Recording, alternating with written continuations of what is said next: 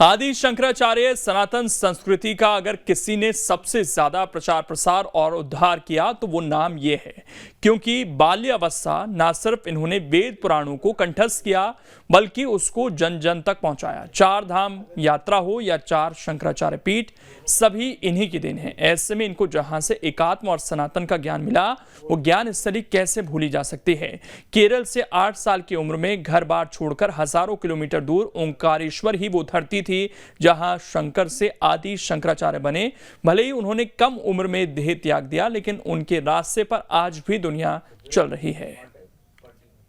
प्रतिष्ठाता जयता शंकरो गुरुः शास्त्रं शारीरमीमांसा देवस्तु परमेश्वरः। जब भी देश में सनातन धर्म की बात आती है, उसको लेकर अलख जगाने वालों का नाम लिया जाता है। उनमें सबसे पहला नाम जो आता है वो है आदि शंकराचार्य का, जिन्होंने छोटी सी आयु से घर से संन्यास लेकर दुनिया भर में सनातन की ऐसी अलख जगाई जिससे पूरा विश्व रोशन हो रहा है।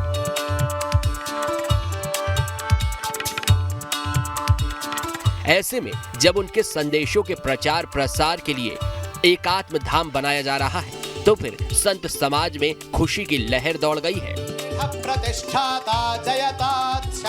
गुरुवार को प्रतिमा के अनावरण पर सैकड़ों की संख्या में संत महात्मा पहुंचे और आदि गुरु शंकराचार्य के विशाल अवतरण के गवाह बने। संतो जन्मने जन्मने बोलिए।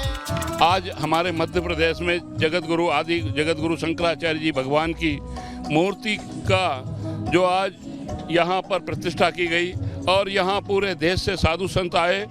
यहाँ की सरकार को मैं धन्यवाद, साधुवाद, आशीर्वाद देता हूँ पहले तो। और एक बात कहता हूँ कि आज जगत गुरु भगवान की मूर्ति का अनावरण हुआ है, साथ में ही एक कार्य और होना चाहिए। कक्षा 1 से लगा के जितनी भी पढ़ाई होती है वहाँ तक एक पाठ जगत गुरु शंकराचार्य जी का आना चाहिए। क्यों कि ये सनातन धर्म का एक बहुत बड़ा प्रतीक है। आने वाला समय भी हमारा सनातन धर्म को मानेगा और हम भी मानते हैं और मानते आए हैं। 21वीं सदी के दौर में जब युवा पीढ़ी शास्त्रों और वेदों से दूर भाग रही है, कमाने की दौड़ में लगी है, वहां आदि गुरु शंकराचार्य की ये प्रतिमा और उनका लोक न सिर्फ युवाओं के जीवन में नई लौ जगाएगी बल्कि उन्हें एकात्म की राह पर चलना सिखाएगी। ये अद्भुत केंद्र बनेगा। संतों की कृपा से, आचार्य भगवान की इच्छा से यह अद्भुत केंद्र बनेगा। एकात्मता की मूर्ति स्थापित हो गई है। इसके बाद अद्वैत लोक का हमने भूमि पूजन कर दिया है। मेरे मन में यह भाव था कि आने वाली पीढ़ियां अद्वैत है क्या ये जाने, और इसलिए हम कोई ऐसी रचना करें कि एक सिरे से अगर हमारे बच्चे हो, नौजवान हो, वो घुसें और दूसरे सिरे से निकलें तो अद्वैत दर्शन उनके दिमाग, मन, मस्तिष्क और आत्मा में बैठ जाए। इसको पीढ़ी, एक पीढ़ी से दूसरी पीढ़ी, तीसरी पीढ़ी, लगातार ये विचार बढ़ता जाए। इसलिए अद्वैत लोक बनेगा जिसका आज भूमि पूजन किया गया है।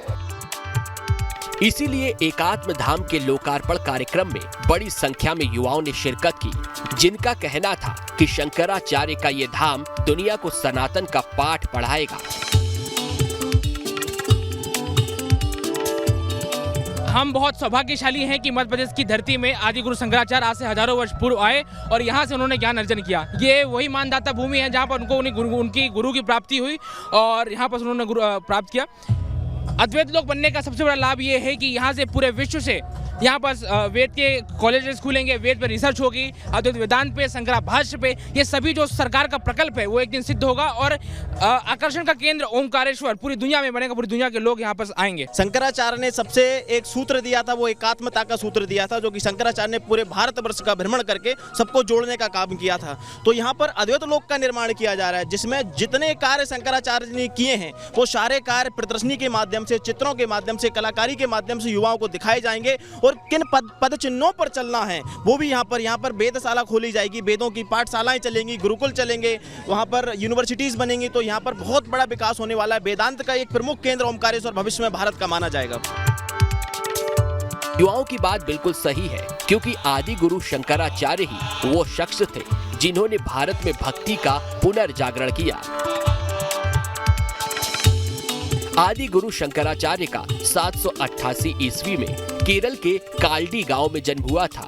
जब ये 3 साल के थे तब उनके पिता की मृत्यु हो गई। 8 साल की उम्र में शंकराचार्य शिक्षा अर्जन करने के लिए ओंकारेश्वर आ गए।